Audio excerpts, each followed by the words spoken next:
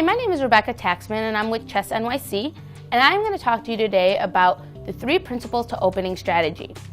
So when we get to the game, we're always like, what do I do? There's so many pieces, I don't know how to start. Well, I'm going to give you 3 steps that are going to help you create a strong, confident opening. First thing that we need to understand is these 4 center squares. These are considered our super squares because this is where the center of the board is, the control center. For example, if I have my knight in the center of the board, my knight can control up to 8 different squares. 1, 2, 3, 4, 5, 6, 7, 8. We can see that this is a very strong place for my knight.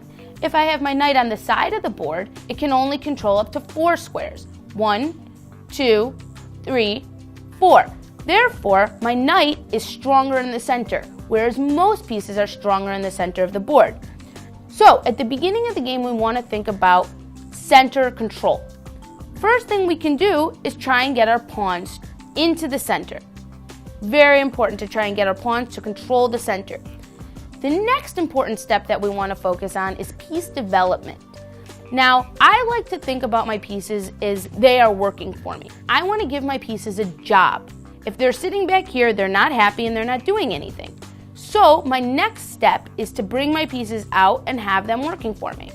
Usually we bring up the knights before the bishops.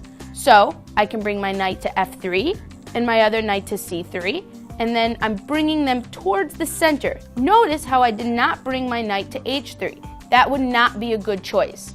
Towards the center. Next, I want to bring my bishops out.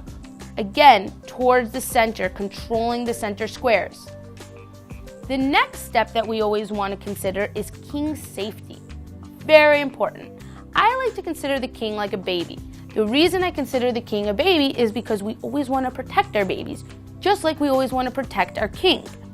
Therefore, the best way to protect our king in the beginning of the game is to castle. Now, we have 2 ways that we can castle. We can either castle on the king side or on the queen side. Right away, I can see that I can castle on the king side.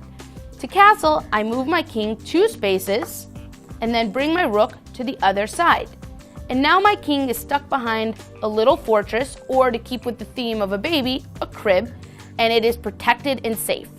Just to review, the 3 important principles are controlling the center, piece development, and king safety. Those are the 3 things that we can do at the beginning of the game to go into the middle game confidently.